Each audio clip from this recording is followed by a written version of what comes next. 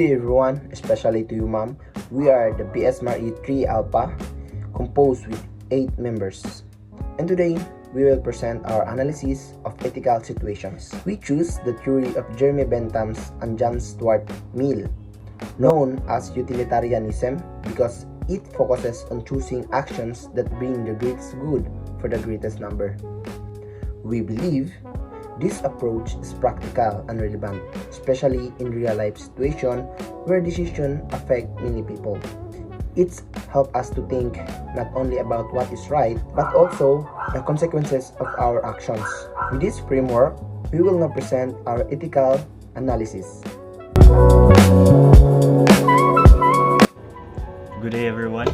I am Cadet 2nd Class TABON CHRISTOFER P, Bachelor of Science in Marine Engineering, 3 Alpha. I am Cadet 2nd Class VILLACORA 4th Standard. And I am PERERA STANLEY J. Hi, I'm Cadet 2nd Class CHRISTOFER G, BSME 3 Alpha.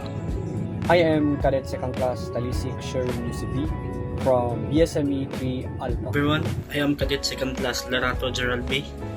Hello everyone, I am Cadet 2nd Class DINOROG DAVEY from BSMARE 3 Alpha. Good day everyone, I am Cadet 2nd Class CAMANSE Francis ADRIAN B.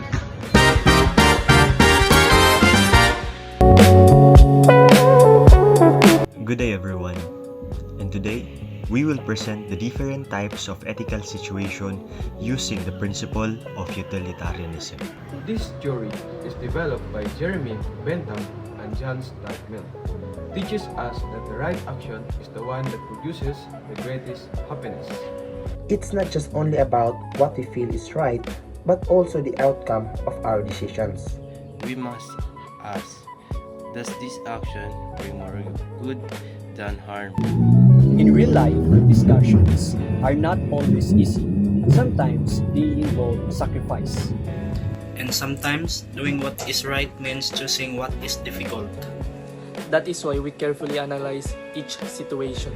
To find the most ethical decision that benefits the majority, let us begin.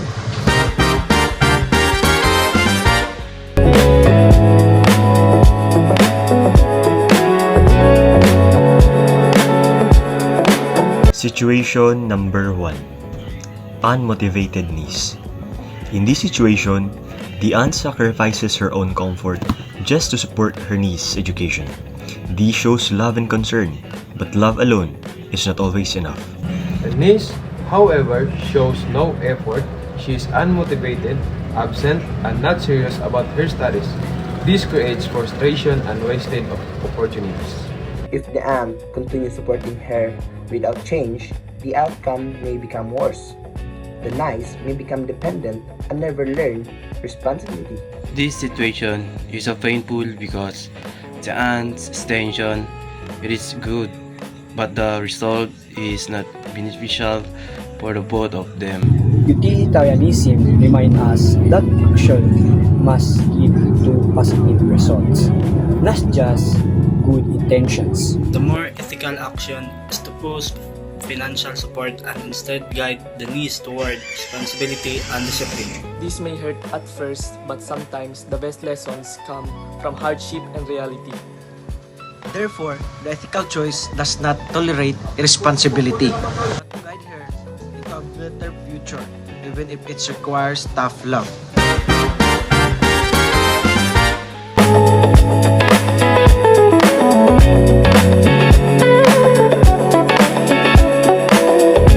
Situation 2. Death penalty. The death penalty is often seen as justice for serious crimes, especially when people feel anger and pain. It may give a sense of closure to victims' families, but we must ask if it truly brings long-term good. One of the major risks is the possibility of executing an innocent person. This is irreversible and deeply unjust. It also removes the chance for the offender to the change, reflect, and possibly contribute to society. Utilitarianism looks beyond emotion and focuses on overall consequences. Life imprisonment can still protect society while avoiding irreversible mistakes. It balances justice with caution, reducing harm while maintaining order. So, the more ethical decision is to reject the death penalty and choose a system that protects life and prevents greater harm.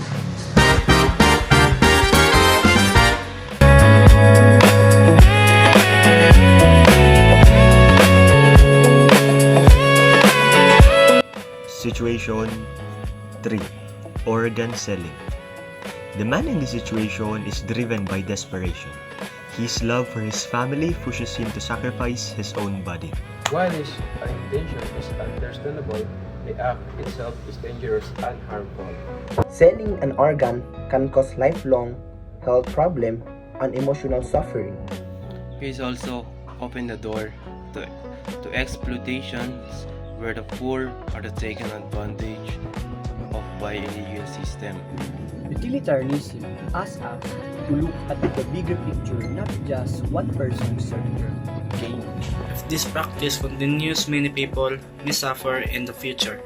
The better solution is to provide legal, safe, and humane support for those in need. Therefore, selling organ is not ethical because it causes more harm than good in the long run.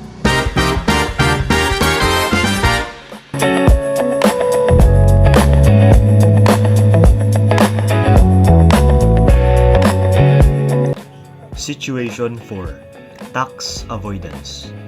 The businessman avoids paying taxes because he believes the system is corrupt. While his frustration is understandable, his action affects more than just himself. Taxes are essential in public services like education, healthcare, and infrastructure. When one avoids taxes, others are forced to carry the burden. Utilitarianism teaches us to think about the greater good, not personal gain. If everyone avoids taxes, society will collapse. The right action is to fulfill one's responsibility while pushing for better governance. So, tax avoidance is unethical. It harms the majority for personal benefits.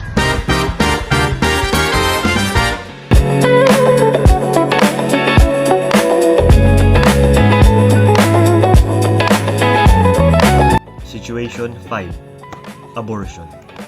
Julie is in a difficult situation. She feels alone, afraid, and unsupported. Her decision is influenced by fear, pressure, and uncertainty about her future.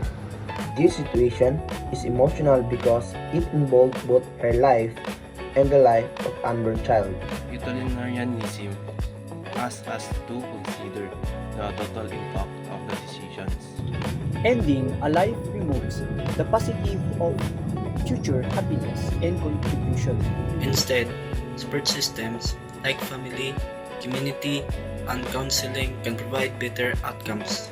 Choosing life may be difficult, but it opens the door for hope and growth. And choose a path that preserves life and long-term well-being.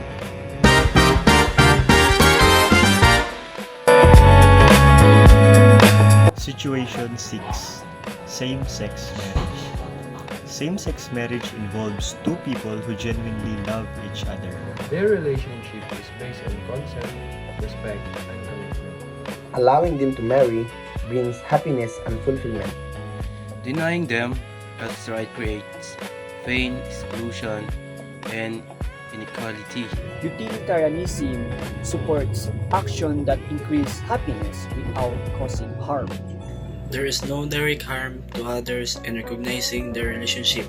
In fact, acceptance promotes unity and understanding in society. So, same-sex marriage is ethical because it promotes happiness, equality, and social well-being.